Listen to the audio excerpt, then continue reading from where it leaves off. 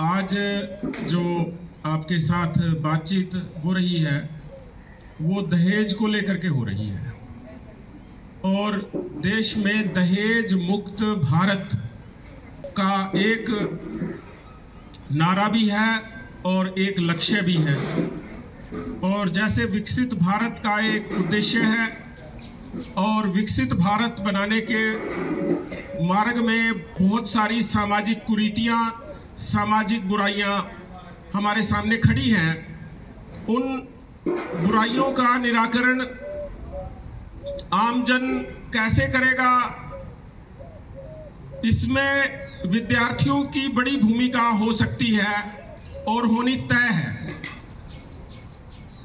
आज यदि हम देखते हैं कि समाज में बहुत सारी चीज़ें चल रही हैं, बहुत सारे उतार चढ़ाव हमें देखने को मिलते हैं, और यदि हम देखते हैं कि लड़कियों के साथ भेदभाव और असमानता का जो वातावरण है उसमें दहेज की बहुत बड़ी भूमिका है। और दहेज मूलभूत कारण है कन्या भ्रूण हत्या का और समाज में बढ़ती गैर बराबरी का भी। दहेज एक आर्थिक बोझ भी है और लड़कियों के साथ जुड़ा हुआ एक ऐसा कलंक है जिसे मिटाए बिना लड़कियों का जीवन और हमारा समाज बेहतर समाज नहीं बन सकता है। जन्म लेते ही लड़की के परिवार के लोग दहशत ज़दा हो जाते हैं दहेज को लेकर के, और उनके सामने कोई ज़्यादा बड़ी चुनौती हालांकि सुरक्षा को लेकर के भी होती है, लेकिन दहेज एक बहुत बड़ा बोझ नज़र आता है।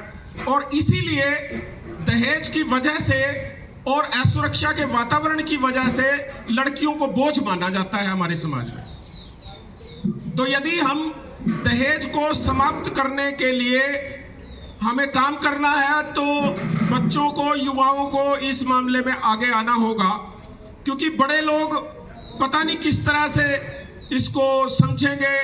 और यदि आप चाहेंगे, हम सब चाहेंगे, तो बड़ों को भी हम समझा लेंगे। लेकिन इस समय वातावरण पूरी तरह से बहुत भयावह है दहेज को लेकर के। जैसे ही शादी होती है तो दिखावा, मतलब जो दहेज लेकर के आती है लड़की, उसको उसका प्रदर्शन किया जाता है बाकायदा से, जो कि बहुत खतरनाक बात है। और गरीब परिवारों पे इसका एक अपने आप में बहुत बुरा प्रभाव पड़ता है। तो हमें लगता है कि यदि हम विकसित भारत बनाना चाहते हैं तो हमें दहेज मुक्त भारत अवश्यंभावी रूप से बनाना होगा। और दहेज मुक्त भारत बनाने में आप सबकी अहम भूमिका हो सकती है। और यदि हम अपने परिवार में इसको लेकर के बातचीत करें और हम आसपास में यदि बातचीत का वातावरण तैयार करें तो लोग संभवतः समझेंगे इस बुराई के नुकसान और इस बुराई को बुराई की तरह से देखने लगेंगे। अभी इस बुराई को एक जरूरी अच्छाई या फिर एक जरूरी परंपरा के रूप में देखा जाता है।